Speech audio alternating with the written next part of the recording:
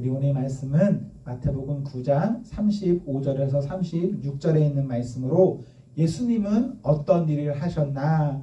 예수님은 어떤 일을 하셨나? 라는 제목으로 하나님 말씀 증거하겠습니다.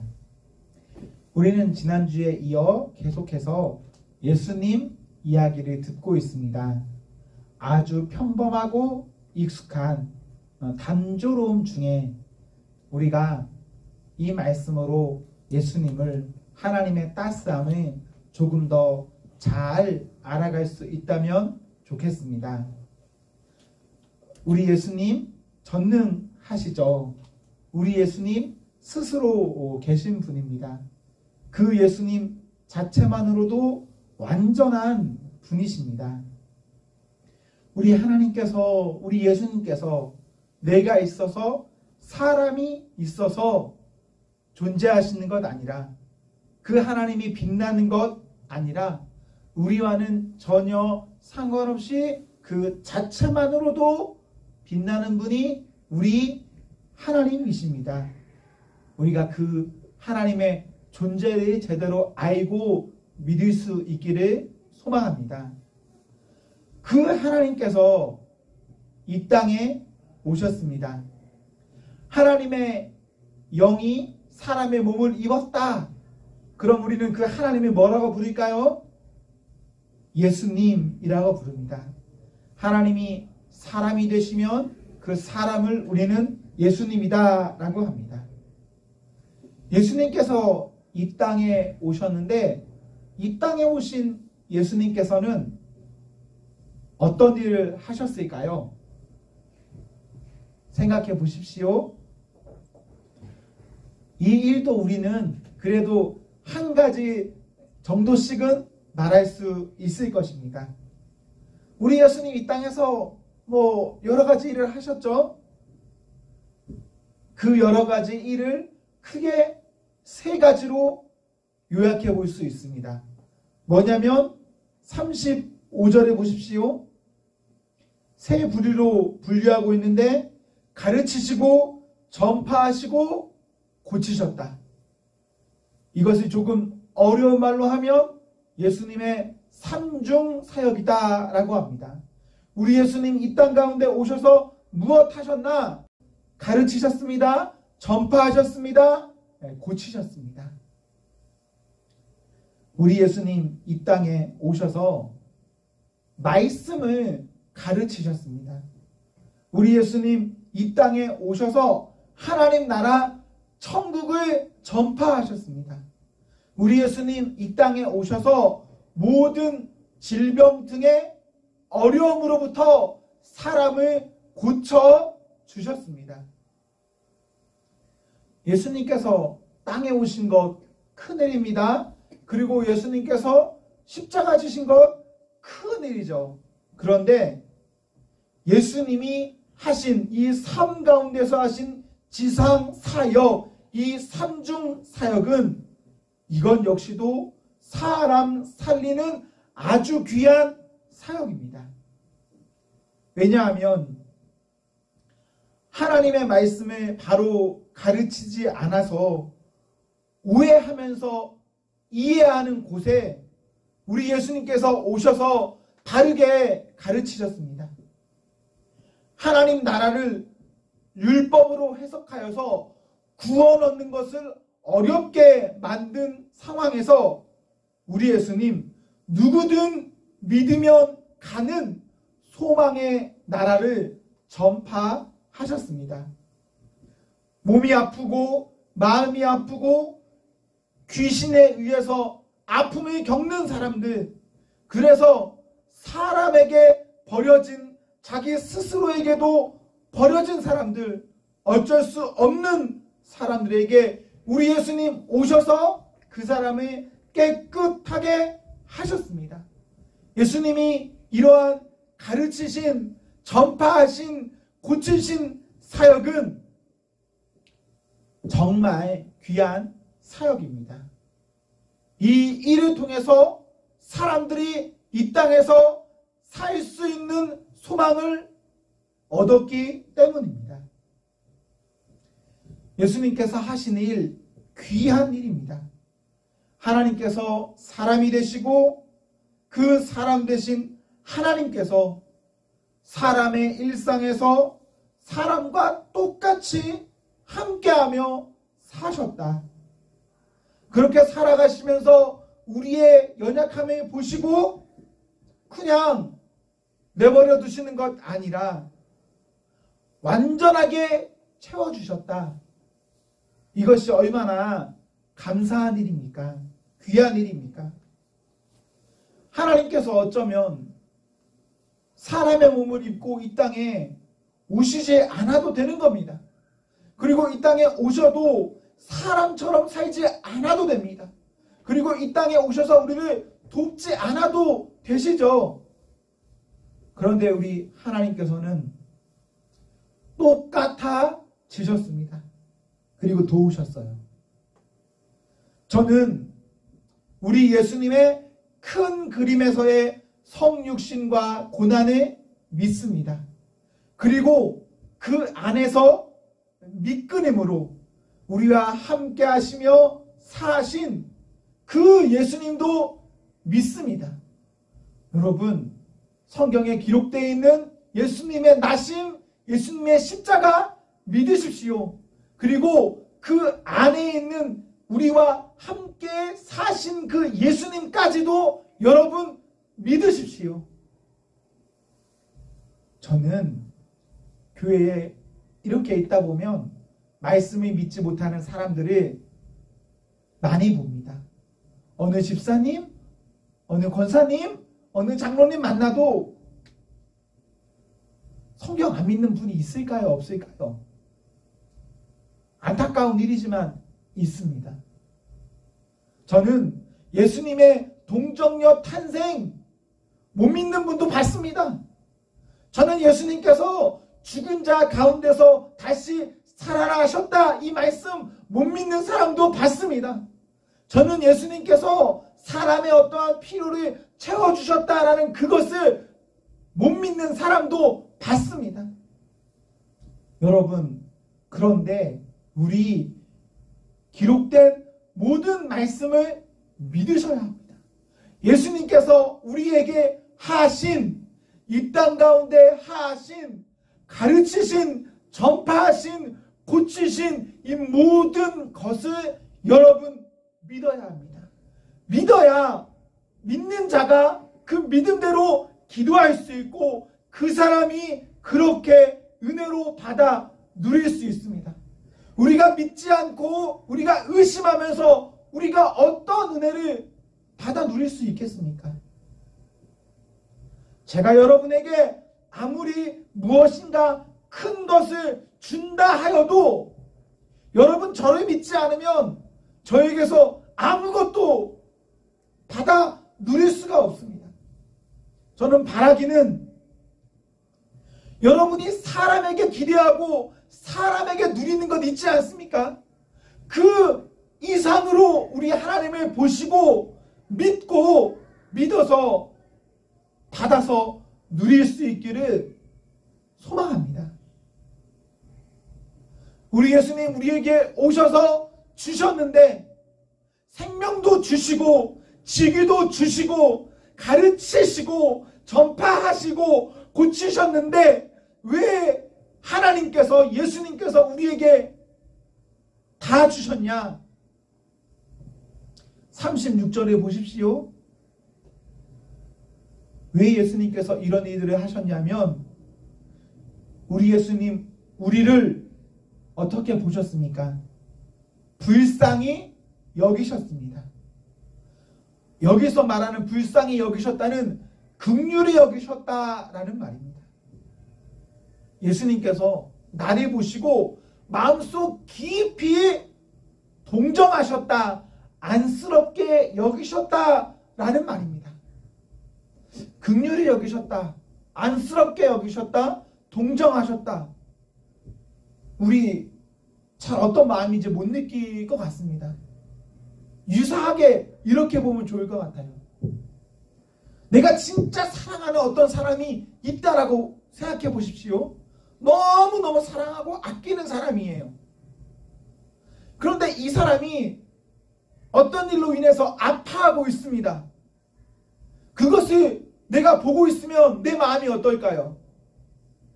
내가 겪지는 않는 일이라서 사실 내가 고통스럽진 않아야 되는 거죠. 이 사람이 겪는 거니까. 그런데 내가 사랑하면 이 사람의 고통, 아픔이 나에게 어떻게 다가올까요? 그대로 다가오죠. 어쩌면 겪는 그 사람보다 그 사람을 사랑하는 사람에게 더 큰 고통이 찾아올 수 있습니다. 예수님의 마음이 그겁니다. 예수님은 그러한 일 겪지 않아요. 예수님은 지금 고난에 처해 있지 않습니다.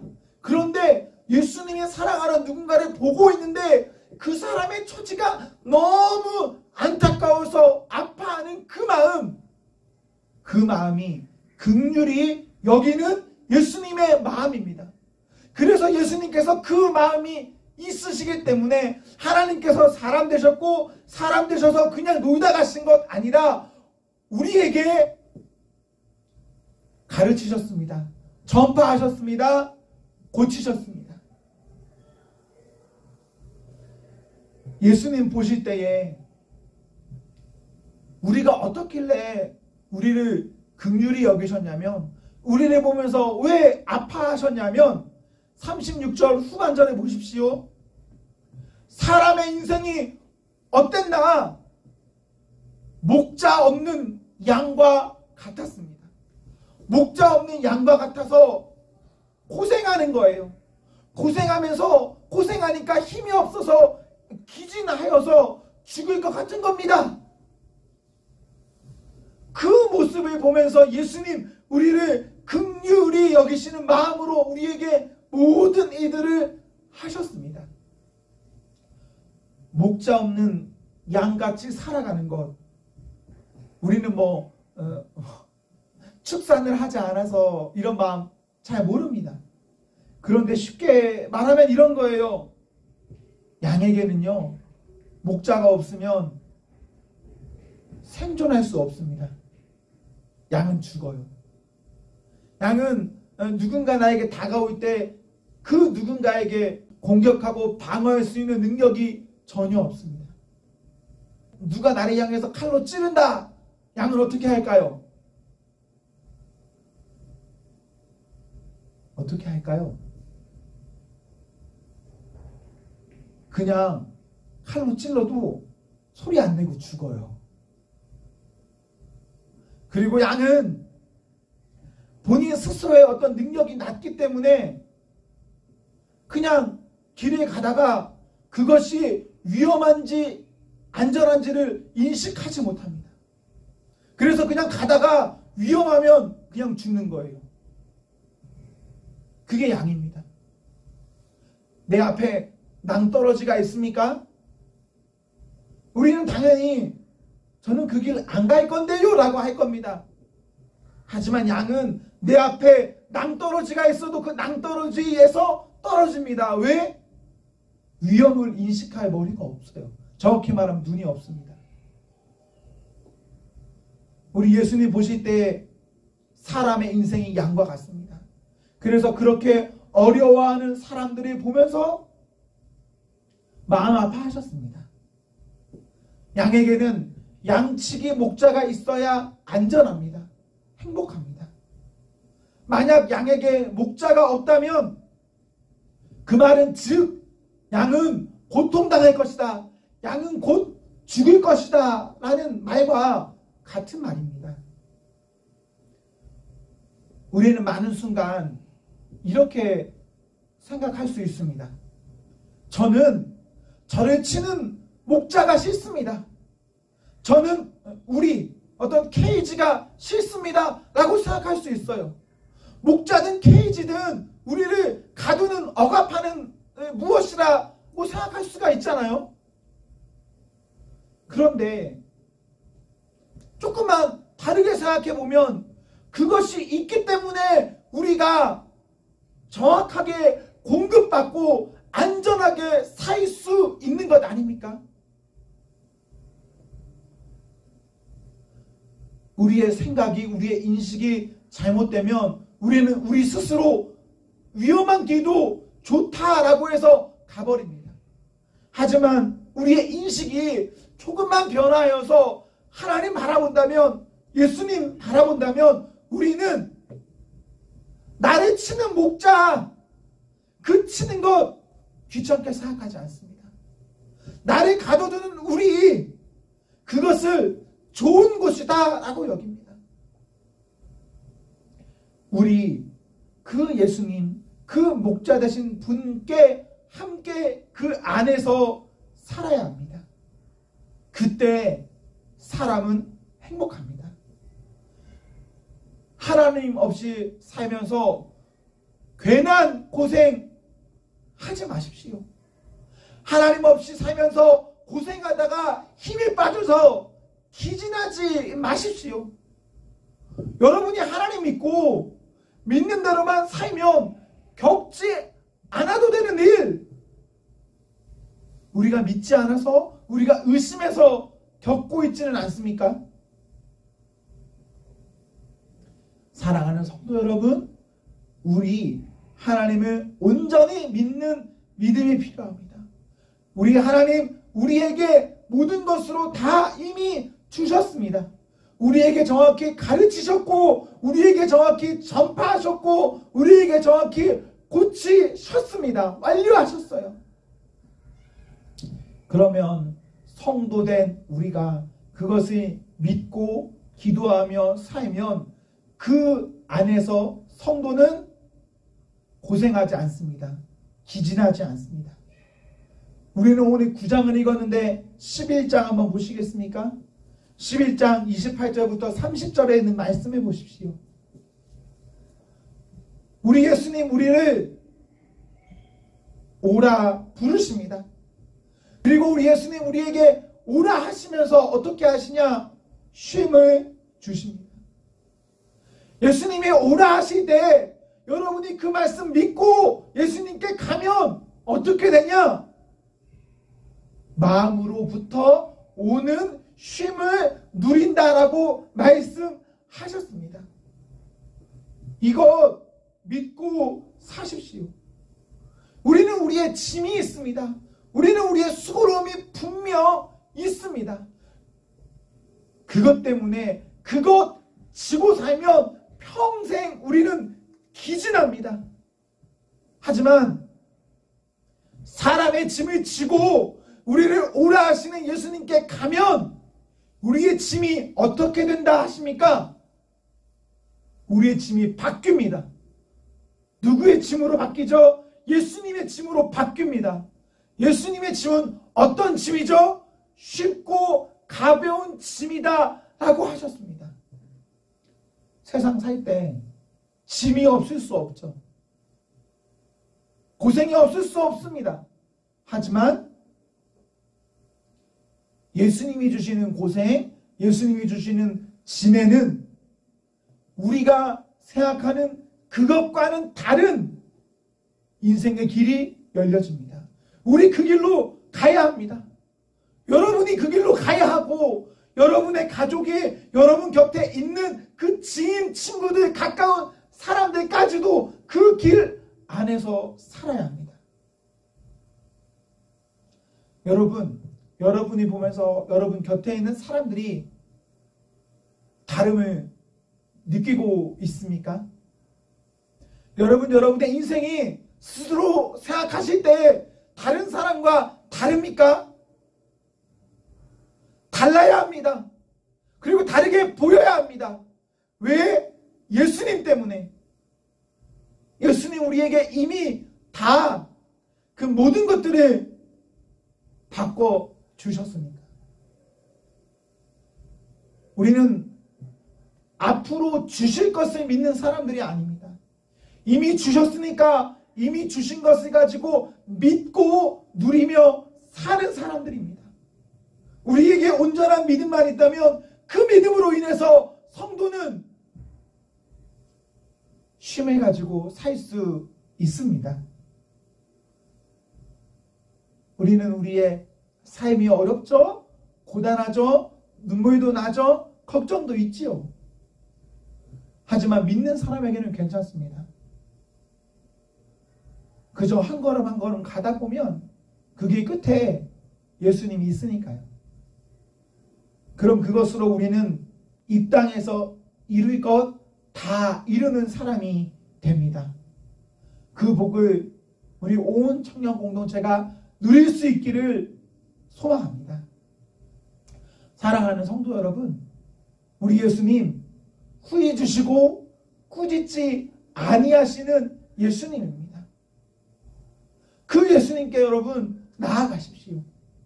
주신 예수님께 나아가십시오. 두려워하지 마십시오. 놀라지 마십시오. 떨려하지 마십시오. 불안해하지 마십시오.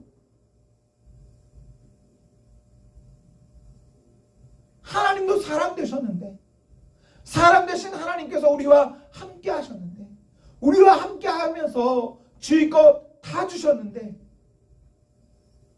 우리가 하나님과 함께 못할 것 무엇 있겠습니까? 그 하나님과 함께 사는 성도가 저희 모두가 되면 너무 좋겠습니다. 우리 예수님 이 땅 가운데서 무엇 하셨습니까? 가르치셨습니다. 전파하셨습니다. 고치셨습니다. 하나님께서 하신 일 여러분 이제 들으셨죠? 정리되셨죠? 아셨죠? 이것 가지고 기도하십시오. 몰라서 아무렇게나 아무 말이나 기도하지 마시고 아는 것 가지고 아는 것으로 기도하십시오. 약속된 말씀에 의한 기도는 무조건 응답됩니다. 이러한 은혜가 온 성도에게 있기를 기원합니다. 기도하겠습니다.